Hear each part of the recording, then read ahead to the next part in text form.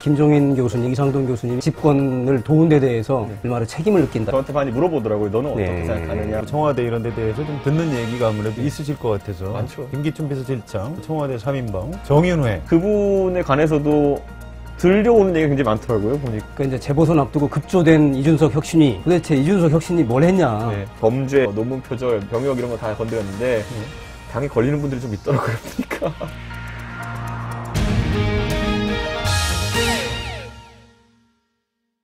최근 새누리당을 바꾸는 혁신위원회를 이끌으셨죠. 이준석 혁신위원장을 이 자리에 모셨습니다. 안녕하십니까. 안녕하십니까. 페이스북을 보니까 자기 자신의 일을 벤처쟁이 이렇게 소개를 했던데요. 호칭을 뭐라고 불러야 됩니까? 지금 위원장 맡고 계십니까? 아, 지금 아닙니다. 지금 전직이기 때문에. 뭐 전 위원장은 기니까 그냥 대표라고 불러도 되고요.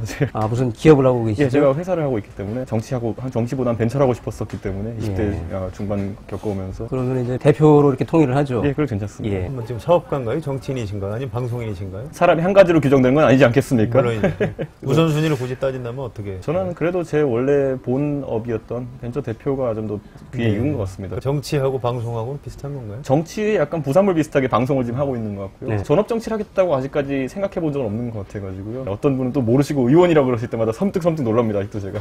이준석 대표님 이름이 세월호 선장하고 같아서 좀 기분 나쁘지 않으셨어요? 그리고 되게 재밌는 게 뭐냐면 선장도 이름이 비슷하고요. 구조하신 선장분도 김준석 씨더라고요. 그러니까. 그리고 또 되게 놀라운 게 이준석이라는 사람을 가진 사람들이 꽤 활동하고 있는데 제가 그 네이버에서 인물 검색 순위를 막아버려가지고 그분들이 또 뛰어난 분들이 많은데 제가 막아본 분들이 좀 있는 것 같습니다. 그러니까. 최근에는 이제 혁신위원회를 하셨고요. 2012년 총선 대선 때는 새누리당 비대위원으로 활동을 하셨죠. 총선 때 하신 거죠? 총선 때 했습니다. 대선 때는 안 했던가요? 대선 때는 제가 그 정책 개발하는 쪽 하고 싶다 그래서 김종인 장관님이랑 그때 같이 일했어가지고요. 김종인 전 교수를 이제 멘토 비슷하게 이제 생각하신다고 하셨잖아요. 예. 최근에 좀 만나신 적 있습니까? 올해 한 6, 7월쯤에 만나 뵙고 그 뒤로 제가 혁신이 한 뒤로 못 만나 뵌 것 같아요, 보니까. 이상돈 교수님도 그때쯤 마지막 만나 뵀던 것 같아요, 보니까. 비대위원 시절에 이른바 3인방 비슷했단 말이에요. 외부에서 오신 분들. 그런데 이제 공교롭게도 최근에 이제 김종인 교수님 그리고 이상돈 교수님이 이제 박근혜 정부를 평가하면서 이거 성공 가능성 없다.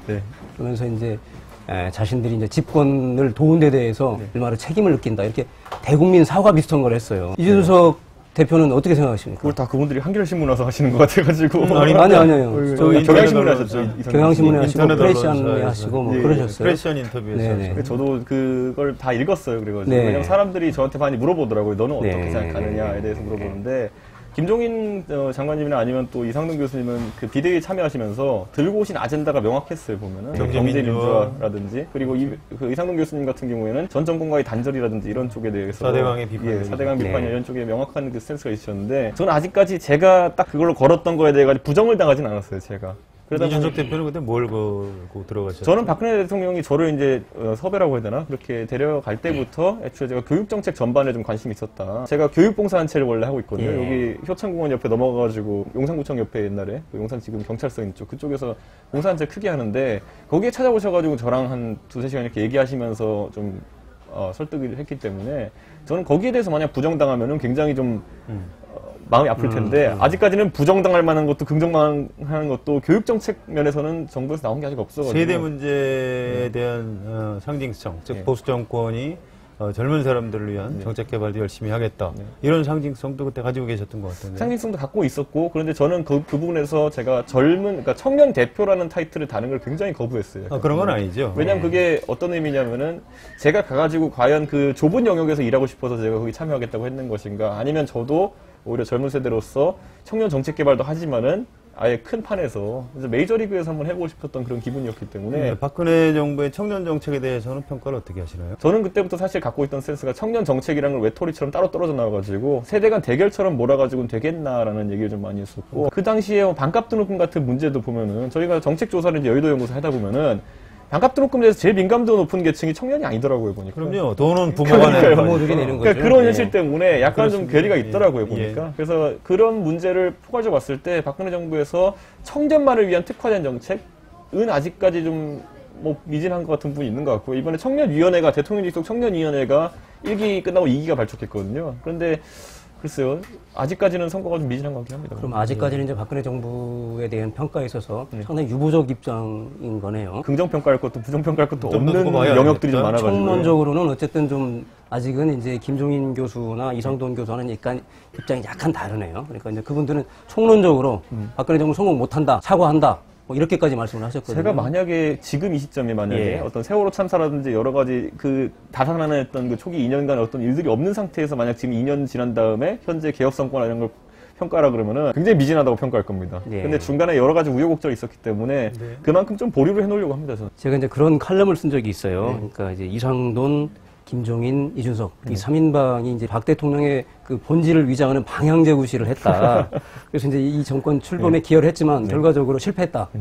이 자리에서 반론을 한번 부탁드립니다. 글쎄요, 방향제라는 표현은 뭐 적합한지 모르겠지만 제가 봤을 때는 그 예전에 문재인 후보가 그 후보로 나오면서 윤여준 장관이 그때 왜 본인이 진영을 넘나드는 행보를 할 수밖에 없었냐에 대해 설명하실 때 딱 이렇게 말씀하셨어요. 2시간 얘기해 보니까 뭔가 공감할 수 있었다라고 얘기하셨는데 저는 그 인터뷰 그 윤여준 장관 말씀하신 걸 보고 어느 누구보다 잘 이해했던 것 같아요. 제가 왜냐하면 저만 해도 제가 정책적 스탠스나 아니면 제가 소위 우리나라 젊은 사람들의 대부분의 정치관은 가정에서 형성된다 이런 말도 있는데 제 가정에서 가져왔던 정치관 이런 걸 본다 하더라도 박근혜 대통령이 아주 밀접하지 않거든요. 여기 닿아 있는 부분이. 네네. 그런데 제가 그래도 박근혜 대통령이랑 아까 제가 말한 제 교육봉사단체에서 같이 얘기하고 이러면서 2시간 동안 제가 생각했던 부분, 교육정책에 대한 부분에 대한 공감대는 형성했기 때문에. 그때도 2시간 걸렸습니까? 한 2시간 걸렸습니다. 그때. 그 정도 하면서. 왜냐하면 2시간 동안 제가 가진 걸 쏟아부었는데, 좀 수용을 많이 하셨어요. 그거에 대해 가지고. 그거에 대해서 굉장히 저는 뭐, 긍정적으로 평가했기 때문에 참여한 것이었는데, 계속 지적했던 건 굼뜹니다, 좀 약간. 그러니까 제가 젊은 사람으로서 생각하는 어떤 변화의 기대 속도라든지,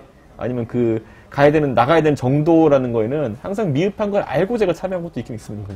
이상돈 교수는 이렇게 평가를 하더라고요. 총선이나 대선 당시에는 후보 시절에는 굉장히 이분이 진정성이 있었고, 경제민주라든가 이런 데 대해서 진정성이 있었다.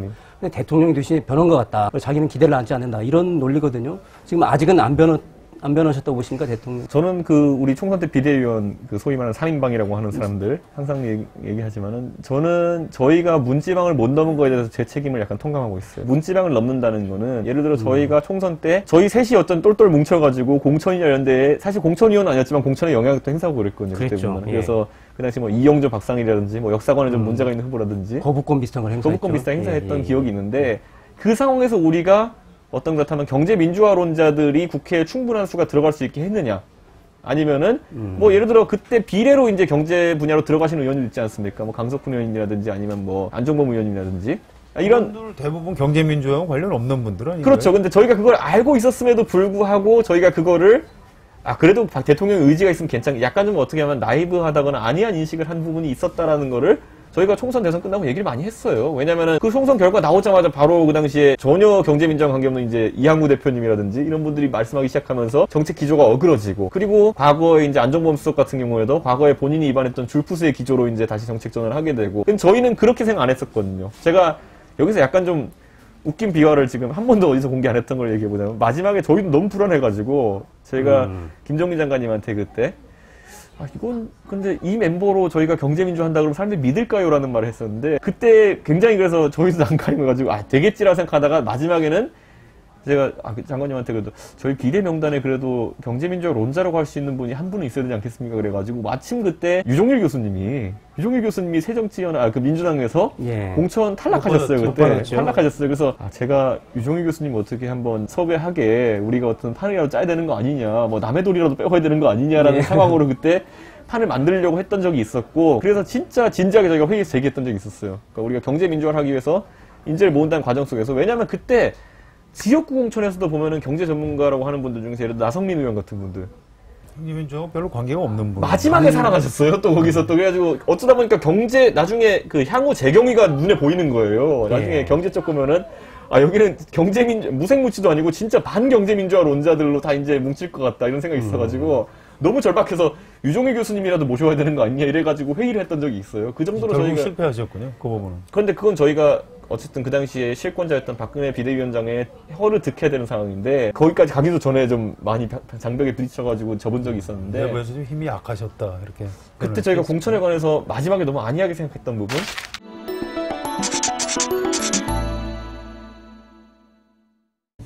박근혜 대통령 취임한 뒤에 직접 만나거나 아니면 전화통화 같은 걸 하시거나 그런 적이 있습니까? 회의석상에서는 이제 제가 회의 참석자로 이렇게 본 적은 있지만은 제가 뭐 전화통화나 이렇게 사적으로 대화를 한 적은 없는 것 같습니다. 어떤 회의에 참석하셨습니까? 벤처회의나 이런 데 가면은 제가 말석에 앉아서 보긴 보거든요. 네, 그렇군요. 굉장히 좀 반가워하시겠네요, 박근혜 대통령. 아니, 실제로 인사를 할 정도로 접근하지 못했어요, 제가. 그렇게까지 가까이 앉지 못하셨나 보죠? 제가 오히려 그런 장소 가면은 좀 서로 껄끄러운 것 같아요, 보니까. 취임식 때다 보면은 어차피 여기 경호하시는 분들 전부 다 저랑 안면이 있는 분들이거든요. 특별 대우를 해달라 그러면 할 수도 있겠지만은 민망하죠, 가면. 직접 접촉은 거의 없으셨다. 할 수가 없죠. 혹시 그러면 뭐 이제 비서실장이라든가 청와대 다른 사람들한테 연락하는 것도 보통 통해서 약간 옵니다, 보면은. 되게 이제 어떤 연락들인지 좀 궁금하네요. 제가 뭐 방송 가서 좀 약간 사실관계가 다른 얘기를 하거나 이러면은 이건 좀 너무한 것 같다 이렇게 좀 경로를 타고. 항의입니까? 그럼 일종의 항의? 그러니까 아무래도 제가 언론 노출이 좀 많은 편이다 보고 아무래도 국민 다수가 인식하기에 그래도 제가 정권 창출에 일조했다는 이미지 갖고 있으니까 뭐 사실관계가 틀린 경우에 지적을 하지 뭐 제가 비판했다고 뭐라 하지는 않는 것 같더라고요. 네. 박근혜 정부 평가라기보다 이제 그 부분적으로 좀 비판 같은 걸 개인적으로 좀 얘기를 꺼내고 싶은데요.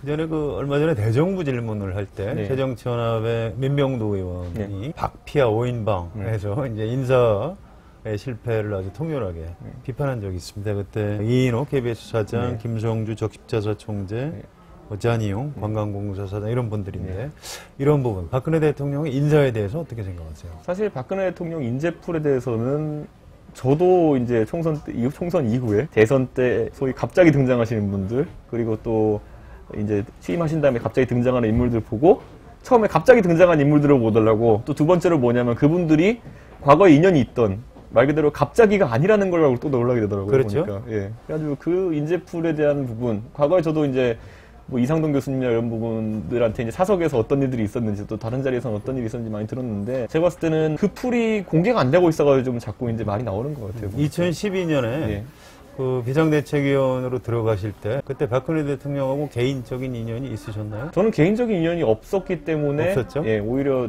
그런 뭐라고 해야 될까요? 굉장히 그때 그 국민들한테 좋은 평가를 받았고요. 이너서클에 들어가기도 힘들었죠, 그리고 또. 양면이 물론 있겠죠. 네. 그런데 김종인 박사, 또 이상돈 교수 이런 분들도 개인적으로 그렇게 뭐 특별히 관계가 없었다 이런 그렇죠. 얘기를 하시고요. 2년쯤 자문하시고 이런 거밖에 없어요. 그렇죠. 외부 비대위원들이었죠. 그렇죠. 그래서 이제 그 국민들이 박근혜 위원장이 한나라당을 변화시키기 위해서 외부에서 아주 참신한 분들을 모셔왔다. 이런 평가를 받으셨거든요. 근데 대통령 취임된 이후에 인사하는 걸 보면 좀 아닌 것 같아요. 그때하고 왜 달라졌을까요? 우선 첫째로는 제가 봤을 때는 어느 정권이나 이제 취임하고 나면은 공신들에 대한 배분이나 이런 것들 안 하겠다고 하지 않습니까? 선거 때 기껏 이렇게 속된 말로 끌어모은 인재들에 대해 가지고 약간은 좀 뭐랄까요? 좀 거리를 둘 수밖에 없는 어떤 정치적 상황을 강하게 인식하고 있는 것 같아요. 아니, 선거 때 썼던 사람들 배려하고 있는 건 아니에요? 저기 누구죠? 그 잔이윤 이런 사람들, 김성주. 제가 제 대선 때는 잔이윤 선생님이랑 같은 팀에 있어가지고 그때 그 대외선거 재택위원회 분에 있었는데 선거 때 신세진 사람들 지금 뭐 보훈 인사 이런 말 나오는 김성주 총재. 속된 말로 잔이윤 선생님 같은 경우에는 굉장히 한직입니다, 선대위내에서. 대외선거 대책위원회이기 때문에 그거를 어떻게 보훈이라고 하기도 뭐하고 서로 어떤 도움을 주고받았다라고 표현하기 좀 뭐한 위치고요. 재외선거 대책본부는 진짜 제가 있어봐서 알지만 진짜 한직입니다, 보면은. 김성주 총재는 그 보훈 아닌가요? 김성주 총재님 같은 경우는 제가 저랑은 약간 선대위에서 대립관계에 있었던 게 있어가지고요. 그게 아무래도 그 경제민주화 논란이나 이런 것에 있어가지고 기업인 쪽 입장을 많이 대변하셨던 게 김성주 또 기업인 출신이시고. 그렇죠. 그래가지고 저는 그게 정책적 전환이라고 약간 보기도 합니다. 그럼 총선 때 저희가 아까 말씀하셨던 그 인사들은 대부분 약간 중도라는 표현이 애매하긴 합니다만 그쪽으로 다가서는 인사들이었다면은 대선 때는 아예 정치적 이념이 무색무취하거나 그러니까 아예 기업인 마인드거나 아니면 또 어떨 때는 반경제민주화적인 성격까지 이제 가는 경우를 많이 봤거든요, 보면은. 그러니까 총선 때하고 대선 때 캠프의 차이를 물어보는 게 아니고요. 대통령이 취임한 다음에 과연 김성주 총재가 적십자사 총재로 적합한 인물이냐. 캠프에 있었다고 해도 지금 적재적소에 인사를 하면 국민들이 비판 안 할 걸로 전 보거든요. 그다음에 잔이윤 같은 인물을 그분을 관광공사 감사로 쓰는 게 과연 옳으냐. 그 두 분의 인사에 대해 가지고는 정부가 지금 현재 사실상 묵묵부답이거든요. 그게 사실상 정부가 할 말이 없다는 얘기를 그러니까 정부는 묵묵부답인데 네. 이준석 대표는 어떻게 평가하시느냐? 저 같은 경우에 김성주 총재 같은 경우에는 컨텐츠가 있긴 있어요. 제가 만나뵌 바로는. 그러니까 적십자사 총재 컨텐츠가 그런데 있나요? 제가 말씀드리기로는 이제 적십자사 컨텐츠에 대해서는 네. 상당히 많은 논란을 일으킬 수 있다. 왜냐하면 지금까지 적십자 총재라는 자리가 규정되었던 방식은 어떤 전직 총리나 이런 분들이 무게감을 갖고 그렇죠. 준 외교관 성격의 활동을 하는 건데 그 역할에 맞춰서 본다면 굉장히 좀 부적합한 인사라고 제가 볼 수도 있을 것 같습니다. 그런데 또 반대로 그분이 가져올 수 있는 다른 영역들, 예를 들어 지금까지 또 NGO 활동 같은 거 지원 같은 거 많이 하셨거든요. 네. 그러니까 그게 어떤 후원자 마인드로 간다 이렇게 됐을 때 어떤 새로운 역할, 새로운 역할이 규정될지는 좀 지켜봐야 되겠지만은 우리가 지금 상식 속에 있는 적십자 총재는 이래야 된다에는 사실 부합하지 않는 건 사실인 것 같습니다. 김종인 교수나 이상돈 교수 이런 분들이 이제 상당히 대선 때 오히려 기여도 하셨고 집권에도 굉장히 도움을 준 분인데 그런 분들에 대해서 멀리하시고 이런 것 자체가 어떤 정책 전환 아니냐. 그런 대신에 김성주 씨 같은 분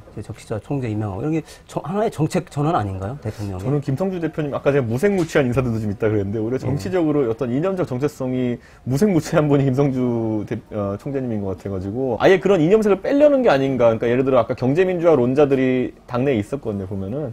근데 거기서 반대로 반경제민주화론자들을 많이 등용한다든가 이러면은 그게 바로 이제 정책 전환의 스트레스가 보이잖아요, 보면은. 아니, 최경환 부총리 같은 분이 대선 때 그랬잖아요. 김종인 위원장하고 경제민주화에 대해서 굉장히 각을 세웠던 분이거든요. 그렇죠. 그분이 지금 경제부총리 하고 있잖아요. 그런데 거기는 친박 이너서클이기 때문에 좀 다르게 보이긴 하는데 그래서 제 생각엔 초기에 이 정권의 관료 중용이라는 어떤 약간 그 무색무취성이라는 것이 거기서 기인한 것이 아닌가. 아까 말했던 건 최경환 장관은 결국 현우석 부총리 다음에 온 거잖아요, 보면은. 그러니까 그 중간에 살짝 이제 무색무취의 단계를 거쳐서 여기까지 온 것이 아닌가라는 생각을 개인적으로 하게 됩니다. 보면. 자, 지금 그 정부, 특히 박근혜 정부 청와대 이런 데 대해서 좀 듣는 얘기가 아무래도 있으실 것 같아서. 많죠. 네, 질문을 드리는 건데요. 박근혜 대통령 말고 현 정권의 실세 얘기를 하자면 김기춘 비서실장 이 실세라고 봐야 됩니까? 아닙니까? 저는 그 부분에서 상당히 저도 이제 제가 듣는 얘기로는 딱한 위치에 놓인 게 결국 김기춘 비서실장 없이는 청와대가 돌아갈 수 없는 상황이다. 실세란 얘기네요. 실세 또는 굉장히 실무에 능한 사람이라 볼 수도 있고, 어쨌든 뭐 그런, 저도 회사에 있어 보면 그런 거 있지 않습니까? 왠지 내 마음을 잘 읽고 이런 직원이 하나 있으면은 그 직원한테 많은 걸 의지하게 돼 있는데 딱 지금 그런 상황이 아닌가. 왜냐하면 김기춘 실장 같은 경우에는 뭐 개인적으로 사의도 한번 표명했다고 하는 게 뭐 정서로 받아들여져 있고 그렇기 때문에 대통령이 지나치게 그 한 사람한테 의존하는 정도가 심하면은 그건 좀 문제 아닌가요? 사실 이게 한 사람인지는 잘 모르겠는 게 사실 지금 뭐 사실 의원 하다가 불려 들어가신 수석님도 있으시고 안종범 수석님 같은 경우에 결국 대통령께서 편하게 생각하는 분들이 소수의 어떤 그런 분들이 있는 것 같아요. 다른 분들 있죠. 그 이른바 청와대 3인방 뭐 이재만, 안봉근, 정호성 이분들하고 김기춘 비서실장하고 어느 쪽이 좀 더 실세에 가깝습니까? 제가 인간이 봐온 바로는 그 비서진 분들, 소위 문고리 권력이라 하는 분들은 자기 역할을 넘어서는 곳에 잘 나서지 않습니다. 지금 여러 가지 억측이 있고 또 만만회니 뭐 이런 것도 있고 이렇게 했잖아요. 제가 다른 건 몰라도 그분들이 인사에 개입한다는 건 상상하기 힘든 게 왜냐면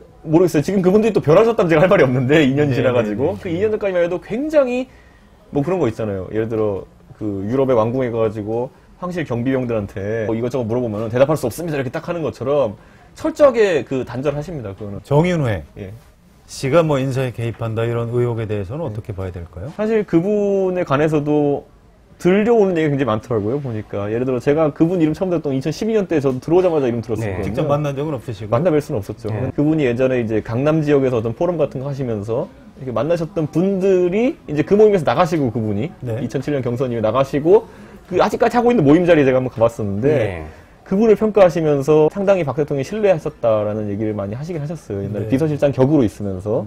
그런데 그 뒤로는 또 제가 들은 게 뭐냐면 자기가 모임에 나간 것 자체가 의심 사는 걸 싫어해가지고 나갔다 이렇게 또 얘기하시는 걸 보면은 뭐 그 자리에 계셨던 분 평가로는 공사가 구분이 있으신 분이다라고 하셨기 때문에 지금도 박근혜 대통령하고 연결이 있다고 봐야 되겠죠, 상식적으로. 글쎄요, 제가 그거는 제가 그거는 여지가 없으시죠. 제가 물음표입니다. 그거는 제가 박근혜 대통령이 해외 순방을 마치고 귀국했습니다. 중국 베이징에서 아펙 정상회의, 미얀마 네피도에서 아세안 플러스 3 정상회의, 오스트레일리아 브리즈번에서 G20 정상회의에 참석했습니다. 6박 9일의 일정이었다고 합니다. 6박 9일. 좀 이상하죠? 순방 도중에 이틀 밤을 비행기 안에서 잤기 때문에 8박 9일이 아니라 6박 9일이라는 게 청와대 설명입니다. 박근혜 대통령은 서울로 돌아오는 비행기 안에서 기자들과 일어선 채로 10분 정도 간담회를 했습니다. 순방 성과를 직접 설명하고 질문에 답변도 했습니다. 여러 차례 순방을 했지만 기내에서 이렇게 스탠딩 간담회를 하는 것은 처음 있는 일이라고 합니다. 아마 자랑하고 싶은 게 많았나 봅니다. 그런데 지난 주말 리얼미터 조사를 보면 박근혜 대통령 국정수행 지지도는 소폭으로 상승하는 데 그쳤습니다. 긍정평가는 49.1%, 부정평가는 43.8%였습니다.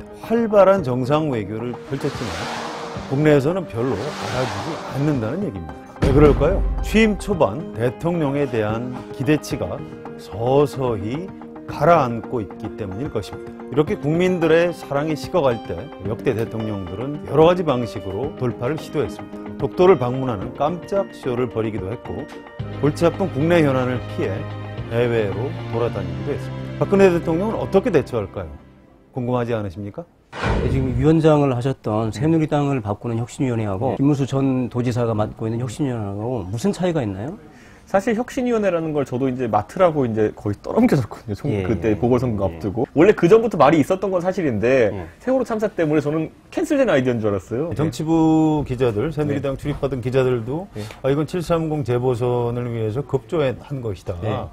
이건 뭐 실제로 일을 하려고 혁신을 하기 위한 조직은 아니다. 이렇게 봤는데요. 비대위 활동할 때 보면은 이 혁신이라는 것도 선거 앞두고 뭔가 지는 선거라고 생각할 때 혁신을 하는구나라는 생각도 약간 일면으로 했습니다. 재보선에 대해 가지고 어쨌든 세월호 국면도 있고 하다 보니까 좀 이제 좀 위기 상황을 생각하니까 물론 누군 선거용이라 보겠지만 저한테는 어쨌든 그 선거라는 의미가 오히려 하나의 기회로 보이기도 하더라고요, 보니까. 실제로 혁신을 좀 과제를 내서 관철을 시킨 게 좀 있었나요? 혁신이라는 거 보면은 결국에는 잔챙이 혁신들과 결국 이 거대한 혁신, 이게 뭐냐면 결국 거대한 혁신 쪽으로 가는 게 결국 인사 검증이나 임사 또 무슨 뭐 혁신 이런 거거든요. 보면은 공천제도 개혁이나 스텝 바이 스텝으로 갈 것인지 아니면은 센 거 하나 건드릴 건지에 대해서 고민 많이 했습니다. 지금 김문수 지사님은 이번에 9개 혁신안 나온 거 보니까 약간 버라이어티식으로 노회찬 의원식 표현을 따지자면 때를 미는 수준의 혁신이다, 이런 게 가능할 것 같더라고요. 그러니까 이준석 혁신위는 좀 센 것부터 하려고 했고 저희는 인사검증으로 바로 가가지고 그러니까 8대 검증이 아니라고 해가지고 그때 뭐 국회의원 인사검증 하자면 그랬었죠. 그렇죠. 논문 표절 무슨 잡고 이렇게 하자 그랬는데 처음에 혁신위를 구성하는 아이디어가 여당에서 제일 먼저 내놓은 사람이 바로 당시 사무총장 윤상현 의원이었어요. 그렇죠. 인사청문회에서 이제 그 총리 후보가 낙마하고 그러니까 이거 문제가 있다. 인사청문회 문제가 있다. 국회의원 자질부터 검증하자. 그러면서 이제 국회의원 검증론을 폈어요. 그 뒤에 이제 그 이준석 혁신위에서 그 안을 내놨는데 우연의 일치입니까? 아니면은 그 윤상현 의원하고 교감을 하셨습니까? 있었나요? 그거는 전혀 없었던 게 오히려 윤상현 의원 같은 경우에는 혁신위 구성에 대해 가지고는 말을 별로 안 했어요, 보면은. 아니 혁신위 구성안을 먼저 했어요. 그러니까 혁신을 내자는 아이디어는 그때 냈는데 그게 3달 전이었어요, 그 구성되기에. 그래서 저는 캔슬된 줄 알았는데 그 혁신위 아젠다에 관해 가지고 저희가 첫 번째 회의하면서 이제 거기에 민간인들이 많이 참여하는 회의다 보니까 뭘 건드릴까 했을 때 그때 핫테마가 어쨌든 김명수 장관 후보자나 이런 거였기 때문에 인사 검증이 역시 요체다. 국민들한테 신뢰를 받으려면 이런 사람이 어떻게 장관 청문회에 올 수 있냐가 국민들 여론인 것처럼 이런 사람이 어떻게 공천받느냐가 나중에 그 여론이 되고 과거에도 그 여론이었거든요. 그러다 보니까 인사 검증은 어차피 어떤 혁신이든지 건드립니다. 그 전에 오세훈도 그렇고 나경원도 그렇고 그다음에 원희룡 지사도 그렇고 홍준표 지사도 그렇고 뭔가 하면서 아무튼 지금 인사혁신안이 어디가 있죠? 인사혁신안 지금 제가 그걸 하면서 넘겨주고 왔는데 누구한테 주셨습니까? 사실 당내 사무조직에서 사무총장에게도 보고를 하고 그다음 당 대표에게도 지금 넘기고 김무성 대표였죠? 제가 약간 간과한 부분이 있습니다. 그러니까 뭐냐면 뭘 8대 검증안이라 해가지고 그 범죄 무슨 뭐 논문 표절 뭐 병역 이런 거 다 건드렸는데 당에 걸리는 분들이 좀 있더라고요, 보니까. 그래서 지금 어디론가 사라졌군요. 8대라는 게 이게 그물코가 너무 이렇게 세밀하게 넓다 보니까 이 빠져나갈 고기가 없다 보니까 전부 다 그걸 좀 약간 뭐랄까 거부도 아니고 거부하면 언론에 나잖아요, 보면은. 정치에서 거부하는 적은 없고. 그러니까 거부가 아니라 그냥 캐비넷에 넣어놓으면 스리슬쩍으로 이제 가는 결론이 난 게 그 제가 알고 보니까 당 지도부에 걸리는 분들이 좀 있더라고요. 재보선 앞두고 급조된 이준석 혁신위 기자들도 굉장히 좀 비판적으로 봤고요. 재보선 끝나고 딱 이용해 먹고 딱 잘라버리고 이런 꼴이 됐단 말이에요. 그래서 이제 한쪽에서는 이준석 뭐냐 실망했다 이런 얘기들도 있어요. 결과적으로는 어떻습니까? 결국 주어진 세팅 안에서 어떻게 해내느냐가 중요한 건데 이번에 재보선만 있었다면 혁신위가 다른 방향으로 갔을 겁니다. 그런데 재보선과 전당대회가 있으면서 전당대회 새로 선출된 지도부가 전에 혁신위를 이제 추인하느냐 마느냐의 문제가 굉장히 복잡했어요. 그 안전장치들 마련하려고 노력 많이 했던 거죠. 예를 들어 김무성 대표한테 가서 서면으로 이걸 받아내기도 하고 아니면 또 영상물로 남겨가지고 이거 하시겠습니까 이렇게 남기기도 하고 많이 노력했던 편인데 선거의 압승이 오히려 독이 됐던 것 같아요 보니까. 김무성 대표가 너무 많이 이겼다? 모호한 거죠. 혁신 드라이브나 이런 것들이 공을 세운 거냐 아니면 또 김무성 대표라는 사람이 공을 세운 거냐 아니면 또 반대로 박근혜 정부가 또 지지를 받은 것이냐에 대해서 모호한 상황이 가가면서 그 동력을 얻는데 실패했다는 것을 제가 그 실패는 얘기해야죠. 그러니까 동력을 얻는데 실패했다는 거는 이제 혁신을 하는 분들의 생각이신 거고요. 네. 국민들 입장에서 보면 혁신이 어디론가 사라져버린 거죠. 저는 그래서 김무성 대표에게 그래도 좀 아쉬운 점이 뭐냐면은 김무성표 혁신은 그럼 무엇이냐에 대해 가지고 지금 김문수 위원장을 통해서 나오고 있지 않습니까? 그러니까 사실 외주 준 거잖아요. 자기가 노노동 무임금, 예. 출판기념회 금지, 뭐 이런 거, 세비 동결. 정작 거기에 대해서는 또 좌장격인 김성태 의원이 또 혁신이부터 혁신해야 된다 이런 말씀하시고 계시니까 제 생각에 김무성 대표께서 뭐 보수 혁신이라는 상당히 좀 자기 모순적인 말을 지금 들고 나오셨잖아요, 보면은. 그 말을 과연 어떻게 구현할지에 대해 가지고, 아까 제가 김무수 위원장의 그 안들이 때려미는 수준이라 그랬는데, 그 김무성 대표 본인이 내놓으신 것들은 또 약간 비누칠하는 수준으로밖에 못 간 것들이 많은 것 같아요. 예를 들면 뭐 승용차 바꾸고 술 안 먹는다, 이코노미 탄다 이코노미 타고 뭐 이런 것들이죠. 국민들 볼 때는 도대체 이준석 혁신이 뭘 했냐 이런 의문이 있어요. 결국은 실패한 거 아닌가요? 그러니까 혹시 다음에 혁신을 맡으면은 이번 일을 반면교사 삼아서 각서를 미리 받든가. 제가 이번에도 각서 받긴 받았습니다. 아 그래요? 아, 그래요? 각서 한번 공개해보시죠. 전당대 캠프에 발송해가지고 서면 답변 받은 게 있어요, 전부 다. 이거 하면 이렇게 하겠다. 이거 하면 예를 들어 인사검증안에 보면 김무성 대표도 원론적 찬성한다라고 써서 보내줬어요. 그런데 그 다음에 이제 논의가 지지분이한 거죠, 보면은. 아니, 그거 공개하면 재밌겠네. 혁신위원장으로서 공개를 딱 하고 그래야 이제 이준석 그 위원장도 혁신위원장으로서 체면이 서고 그런 거 아니에요. 비대위 할 때도 맥이 풀리는 경우가 그때 공천 관련해가지고 크게 비대위랑 그다음 공천이랑 한번 세게 붙었을 때 뭐 크게 얘기하자면 비대위 공천이지만은 권영세대 김종인으로 한번 크게 붙었을 때 그때 사실 힘의 균형추가 어디 있냐를 보고 나가지고 절망한 게 있었던 것처럼 이번에도 약간 그 보궐선거 이후의 국면이 너무 난감하게 느껴지더라고요, 저한테 보니까.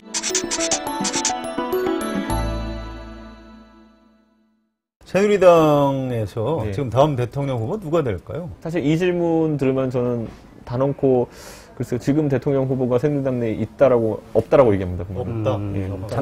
잠재력 있는 인물도 없습니까? 문재인 후보가 대통령 선거 나가기 1년 전에 대통령 후보로 언급된 적이 있었느냐. 딴 분들이 경쟁이 없다고 생각하니까 이제 추대가 된 건데, 아마 새누리당도 약간 만년 대선 후보들은 있을 것 같아요. 뭐 새누리당 내에도 보면은. 예를 들어, 손학규 대표가 갖고 있던 정도의 위치에 만년 대선 후보는 뭐 김문수 지사님이 하실 것 같고, 지금 보면은. 김문수, 김무성, 정몽준.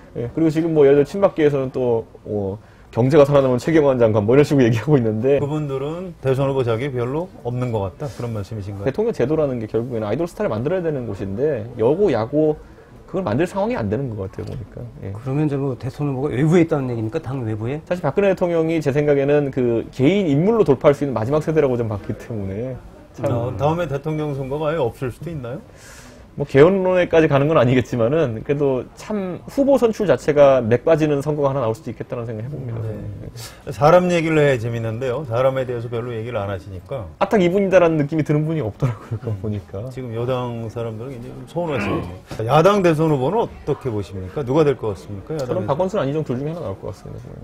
지금 문재인은 아니라고 보시나요? 왜냐하면 야권에서 지난 선거를 통해 가지고 행정가 스타일이 한 번도 야당에서 안 나왔었기 때문에 그 부분에 대해서 계속 지적을 좀 받는 것 같아요, 보면은. 지금 단체장들이니까 유리하다? 그렇죠. 적어도 결국 뭐 새누리당에는 다른 경력을 가진 분들, 기업 CEO 하면서 조직 관리해본 분들 이렇게 있겠지만은 야당 쪽에서는 그게 항상 지적받는 것 같거든요. 그러니까 조직을 어떤 일시 조직 같지 않고 어떤 일사불란하게 이끄는 능력이라든지 이런 쪽의 검증이 좀 필요한 것 같아가지고 아마 굉장히 제 생각에는 현역 지사나 이런 분들 유리할 것 같습니다. 자, 야당 쪽에서 현역 지사가 이제 출마를 하고 지금 여당 쪽에서는 외부에서 누군가 새로운 사람이 뛰어들고 이렇게 해서 여야가 대선을 치르면 누가 이기게 될까요? 저는 영입 인사의 무게감에 따라 다르겠지만은 저는 반기문 아니면은 야권이 유리하다 봅니다.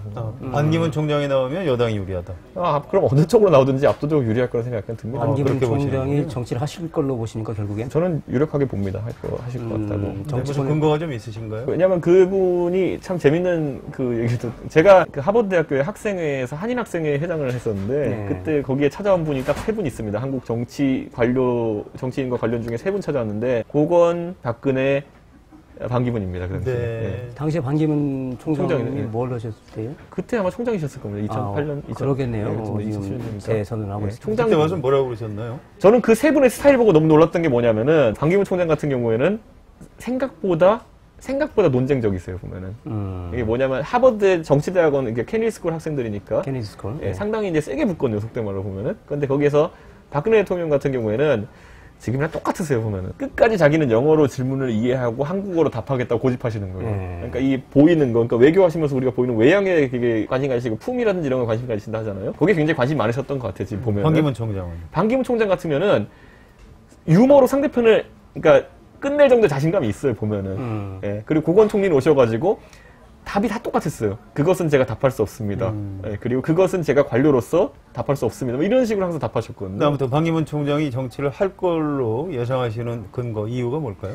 저희가 사람들이 이제 고건 총장에 비유해서 많이 하시는데 회피를 잘 안 하시더라고요. 되게 화법이나 이런 걸 보니까. 그래가지고 결국엔 제 생각에는 아마 지금도 보면은 지금이야 뭐 총장직이 있으니까 지금은 총장직에 전념하겠다라 하시지만은 네. 만약에 좀 더 자유로워지신 상황이 오시면은 2016년 말에 임기가 끝나죠? 그렇죠. 아마 하실 것 같고 제가 권력 의지가 있다는 얘기네요. 왜냐하면 개인적으로 이분이 왜 외교관이 됐나라는 거에 대해 가지고 제가 그분하고 좀 젊을 때 인연이 있었던 분, 그 김정 의원 남편분 되신 분이 곽영훈 회장님이라고 그 있는데 예전에 반기문 총장이 요즘 이제 그 인터넷에 손흥민 닮았다고 사진 도는 게 있거든요, 보면은. 근데 거기에 보면은 케네디 대통령이랑 만나는 비스타 프로그램이라는 거에 해외에 가신 적이 있으세요. 다녀온 적이 있죠. 근데 그때 같이 가셨던 분인데 그때 가가지고 반기문 총장이 대통령에 대해 가지고 여러 가지 꼬치꼬치 깨묻고 이런 정치체계에 대해서 관심을 갖기 시작하셨다 그러더라고요. 그때 고등학생이거든요. 그게 하나의 일화일 수도 있지만은 그분이 어떤 외교관이라는 준 정치인을 택한 거에서는 연관이 없다고 보진 않습니다. 그래서. 저는 반기문 총장이 정치를 안 할 걸로 보는데요. 지금 이준석 대표님하고 내기 한번 걸어야 되겠네요. 저는 안 했으면 좋겠지만 할 것 같습니다.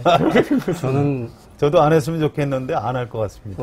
반기문 총장이 정치를 하실 생각은 있는데 결국 못 할 걸로 저는 그렇게 생각을 합니다. 저는 왜냐하면 장기문 총장이 지금 박 대통령이 지금 통일 외교 하신다 하시는데 아마 유엔 통해서 많이 하실 것 같거든요. 그 역할을 좀 해주셨으면 하는 게 개인적인 바람인데 아마 한국 정치계에서 안 놔둘 것 같은 생각이 들긴 듭니다. 네, 좀 두고 보기로 하시죠. 네, 정치권에서 혁신한 말이 굉장히 유행하고 있습니다. 여야 가릴 것 없는데요. 이제는 혁신을 말하다가도 위기를 넘기면은 혁신안을 내팽개치고 만다는 소리입니다. 그러니까 습관적 혁신위 구성 그리고 이제 반복적 혁신안 버리기 이게 이제 일상화되면서 정치권이 국민들이 무슨 말을 해도 국민들이 믿지 않는 그런 상황이 되지 않을까 걱정됩니다. 오늘 이것으로 마치겠습니다.